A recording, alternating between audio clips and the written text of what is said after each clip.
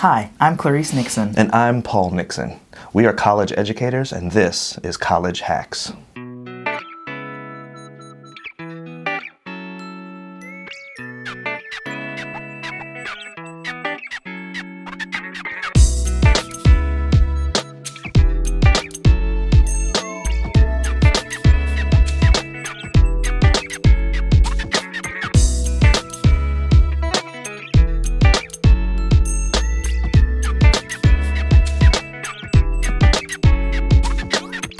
Today we're talking about important differences between high school and college.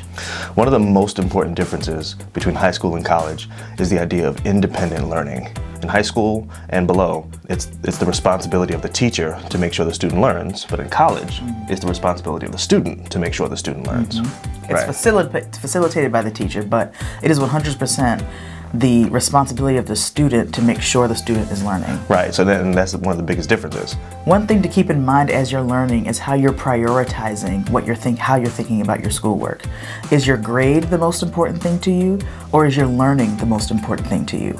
One thing you want to keep in mind is if you want to get the most learning and the most value out of the content that you're receiving, prioritize learning over your grades. When you prioritize learning over your grades, you're much more likely to actually get the grade that you want, and also your grade is going to more accurately reflect what you've actually learned. The purpose of higher learning is learning. So prioritize learning over grades, and that's something that's very different from, I believe, high school and college, is that in high school, a lot of the times students are prioritizing their grades over their learning, and that's something you need to change in college because your learning is your responsibility. And that's not to say that grades aren't important. Of course not. Yeah. Right. We're not saying ignore your grades. What we're saying is grades should be secondary. They're a reflection of what you're actually learning. And really, if you learn what you're learning, then your grades will kind of take care of themselves to an extent, right? So your grades are, again, a reflection of what you're learning. If you learn the material, you should be able to demonstrate that you learned the material, and there you get your grade. But it doesn't always work the other way, right? There's a lot of times where a student can get a good grade, but they didn't actually learn anything. And a lot of times.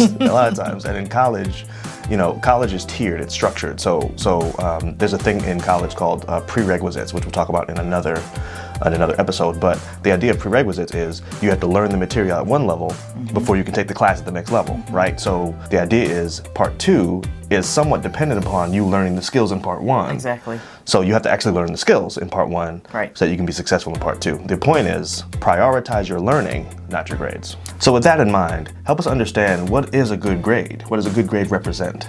A good grade, like you mentioned a second ago, a good grade represents what you're actually learning, and you have to demonstrate what you're actually learning through more than just following the instructions of an assignment. So instructions are meant to help you complete an assignment, but if you only do exactly what the instructions say, you're highly likely not learning as much as you could be learning, as much as you should be learning. Instructions to me are like a guide throughout a process rather than the entire process itself. Yeah, so you can follow directions without thinking through what you're doing, and the thinking is where the learning takes place. Exactly. So we mentioned a minute ago that it's possible to get good grades without actually learning the material, without actually building a skill, and that's how that's done, by just kind of blindly or mechanically following directions without doing any thinking.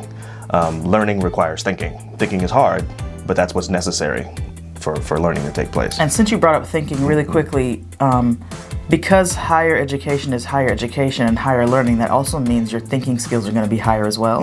So the kind of thinking you did in high school is likely not going to get you the kind of grades or the same level of learning that you should be getting in college, because your thinking should be going up because it's a higher level of education. Yeah. Recently I had a student who emailed me about an assignment, and the student completed the assignment, followed all the directions, and the question that the student asked me in the email was, how come I got a C? I did everything you told me to do.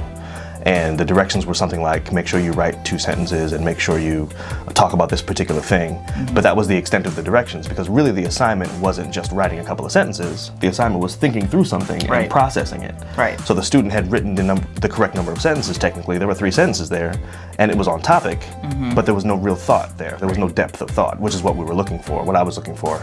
So in this example, the instructions that said give 2 or 3 sentences wasn't the assignment, it was a guide Right. to do the assignment. The actual assignment, again, was thinking. And to demonstrate your thinking, use this number of sentences. So if you just give sentences but don't demonstrate thinking, you didn't do the assignment. Right. Also, since you brought up a C, when I think about the grade scale, A, B, C, D, E, F, E. A, B, C, D, F. No, E is good. We should add When E. I think about that grade scale. Because some students be getting E's. Some students get E's. So, when you think about the grade scale, C is average, Right. B is above average, and A is excellent. So if you just follow the instructions and that's it, That's average. That's average. You didn't do anything extra. And to be honest, That's really below average. I would say that's below average. It's really below like if you, average. so giving a C was generous. That was in very that nice. case. That was very nice of giving her a C. And so these differences between how a professor thinks about grades and Right. how a student thinks about grades are really important. If your professor is thinking that just following the instructions is below average, and your thinking is that following instructions is an A, that's a big discrepancy. Right.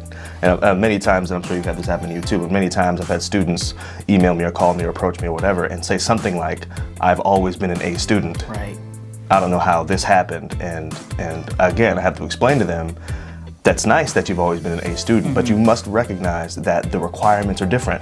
This is a new level of education. Right. So it's fundamentally different. So doing the same thing you've always done, like you said a few minutes ago, it's not enough. It's not going to give you the same It's not results gonna that give you you had the same before results. because it's a different level. Right. It's not going to give you the same results.